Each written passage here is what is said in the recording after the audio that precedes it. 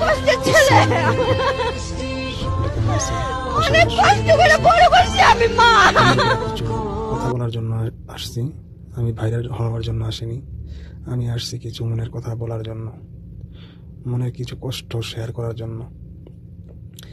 আমরা যারা প্রবাসী আছি, বিশেষ করে তাদেরকে উদ্দেশ্য করে আমি বলতে চাই, আজকে বাংলাদেশের যে পরিস্থিতি চলতেছে, এই পরিস্থিতি দেখে যাদের মনে বা যাদের দেহেতে একটু কষ্ট অনুভব করতেছে, তাদের উদ্দেশ্যে কিছু কথা বলবো।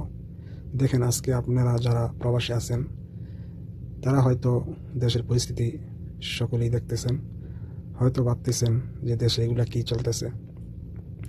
তো যারা একটু হলেও মনের ভিতরে কষ্ট অনুভব করতেছেন, তারা একটিবার পিছনের দিকে তাকিয়ে দেখেন যে আজ থেকে 52 বছর আগে দেশ যুদ্ধ করে দেশ স্বাধীন করেছে।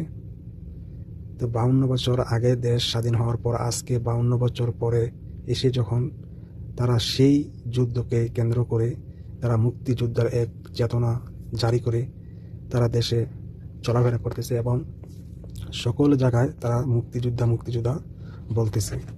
তো তারা 52 বছরের আগের সেই কথা, সেই জিনিসটা যদি তারা তাদের মনের ভিতরে লালন করে রাখতে পারে আর সেইটাকে পুঁজি করে তারা বাংলাদেশে চলাফেরা করতে পারে, সব জায়গার ভিতরে তারা সেই জিনিসটাকে ব্যবহার করতে পারে, আর সেই জিনিস ব্যবহার করে অন্যদেরকে নিজের কিছু অধিকার আদায়ের জন্য যখন আন্দোলন করে তাদেরকে রাজাকার আখ্যায়িত করতে পারে, তাদেরকে রাজাকার বানিয়ে দিতে পারে। তাই আমরা সকল প্রবাসী, আমরা আজকের এই দিনটা মনে রাখতে হবে, আমরাও মনে রাখতে হবে। আমরা কিভাবে রাখবো? আমি শুধু সকল প্রবাসীদেরকে বলতেছি, আমরা কিভাবে মনে রাখবো? যদি তারা 52 বছর 50 বছরের আগের সেই ঘটনাকে কেন্দ্র করে বর্তমানে চলতে পারে আর বর্তমানে এসে অন্যদেরকে রাজাকার বলতে পারে, তাহলে আজকের এই ঘটনাটা আমরা কেন মনে রাখতে পারবো না? আর আমরা মনে কিভাবে রাখবো? আমাদের কাজ হলো সকল প্রবাসী, যে যেখানেই আছি সকল প্রবাসী, আমরা দেশ পরিবর্তন না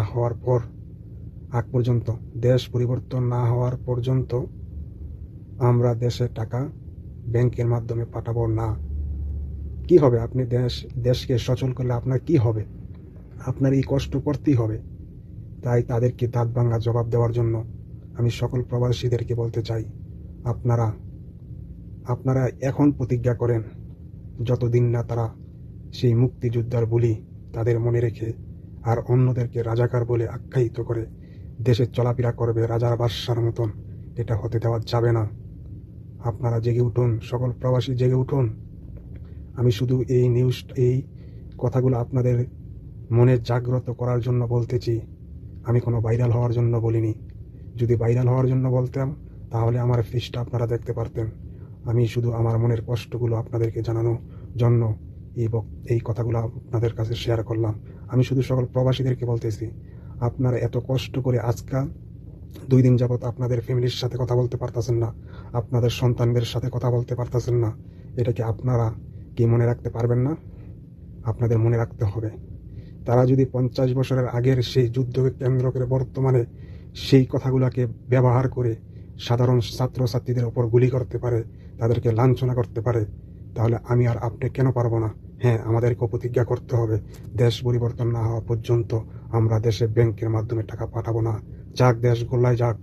কি হয়েছে? আপনারা 2 দিন যাবৎ নিজের বাবা মা, ভাই বোন, আত্মীয় স্বজন, সন্তানদের সাথে কথা বলতে পারতেছেন না।